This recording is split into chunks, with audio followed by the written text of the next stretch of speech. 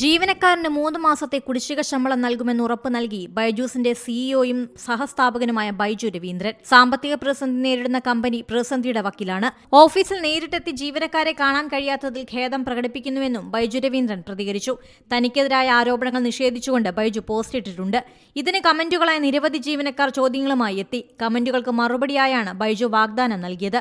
സാമ്പത്തിക പ്രതിസന്ധികളിൽ നിന്നും കേസുകളിൽ നിന്നും രക്ഷപ്പെടാൻ ദുബായിലേക്ക് ഒളിച്ചോടിയതായി ബൈജുവിനെതിരെ ആരോപണം ഉയർന്നിരുന്നു. ഇതിനു പിന്നാലെയാണ് പ്രതികരണം. കുടുംബം ഓഹരികൾ വിറ്റുകൊണ്ട് സമ്പത്ത് സമ്പാദിച്ചു എന്ന വാദങ്ങൾ ബൈജു തള്ളി. മുഴുവൻ പണവും ബൈജൂസിൽ വീണ്ടും നിക്ഷേപിച്ചതായി ബൈജു കൂട്ടിച്ചേർത്തു. ബൈജൂസിന്റെ വായ്പാദാതാവായ ഗ്ലാസ് ട്രസ്റ്റ് കൺസൾട്ടൻസി സ്ഥാപനമായ ഇവൈ, മുൻ റെസല്യൂഷൻ പ്രൊഫഷണലായ പങ്കജ് ശ്രീവാസ്തവ എന്നിവർ നടത്തിയ ഗൂഢാലോചനയും വഞ്ചനയും അന്വേഷിക്കണമെന്ന് ബൈജു ആവശ്യപ്പെട്ടു. തന്റെ നിരപരാധിത്വം ആവർത്തിക്കുകയാണ് ബൈജു.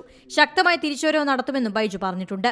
3 മാസമായി ജീവനക്കാരുടെ ശമ്പളം നൽകാത്തതിനെക്കുറിച്ച് ഒരു ജീവനക്കാരൻ ചോദിച്ചു. കമ്പനിയുടെ ഏറ്റവും മോശം സമയങ്ങളിലും ഒപ്പം നിന്ന് ജീവനക്കാരോടുള്ള ഉത്തരവാദിത്വം ബൈജു ഓർമ്മിപ്പിച്ചു. ബൈജൂസിന്റെ ജീവനക്കാർ 3 മാസമായി ശമ്പളമില്ലാതെ കുടുങ്ങിക്കിടക്കുകയാണെന്ന കമന്റിന് മറുപടിയായാണ് കുടിശ്ശികയുള്ള ശമ്പളം ഉടൻ തീർക്കുമെന്ന് ബൈജു രവീന്ദ്രൻ പറഞ്ഞത്. പുതിയ വാർത്തകളും വിശേഷങ്ങളും ഇനി വിരൽ തുമ്പിൽ. എല്ലാ ഡിജിറ്റൽ പ്ലാറ്റ്ഫോമുകളിലും ഇപ്പോൾ സീ മലയാളം ന്യൂസ് ലഭ്യം.